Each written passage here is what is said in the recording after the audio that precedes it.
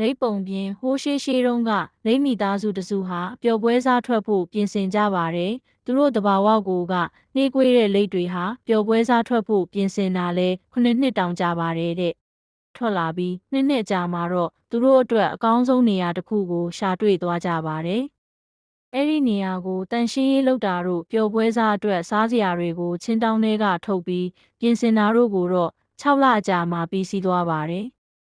အဲ့ဒီအခါကျမှသူတို့စားမေ့ကြံခဲ့တာကိုတီးလိုက်ရပါတယ်။စားမပါတဲ့ပျော်ပွဲစားကဘလို့မှကောင်းနိုင်မှာမဟုတ်ဘူးလို့သူတို့ထင်တယ်။အဲ့ဒီကိစ္စကိုအကြာကြီးဆွေးနွေးပြီးမှတော့ငယ်ဆုံးလိတ်ကလေးကိုအိမ်မှာစားပြန်ယူဖို့ရွေးချယ်ပြီးတာဝန်ပေးလိုက်ကြပါတယ်။မိသားစုထဲမှာအမြန်ဆုံးဖြစ်တဲ့လိတ်ကလေးဟာလူးလိမ်ပြီးငိုယိုပါတော့တယ်။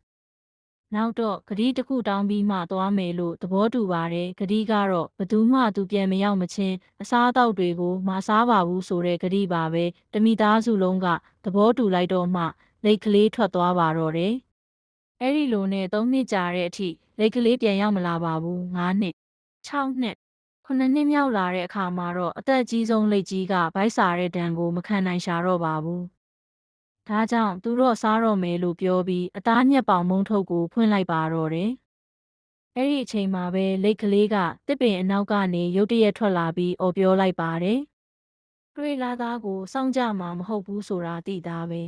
။တော်ပြီးစားသွားမယူတော့ဘူးဆိုပြီးပြောလိုက်ပါတော့တယ်။လူတချို့ဟာတခြားလူတွေကိုကိုမျှော်လင့်ထားသလိုလုပ်ပေးဖို့စောင့်မျှော်ရင်းနဲ့ပဲကိုယ့်အချိန်တွေကိုဖြုံးပစ်တတ်ကြတယ်။သူများတွေဘာလုပ်တယ်လဲဆိုတာကိုအလေးထားစိတ်ဝင်စားနေရတာနဲ့ပဲကိုယ့်အတွက်တောင်ဘာမှမလုပ်ဖြစ်လိုက်ကြဘူး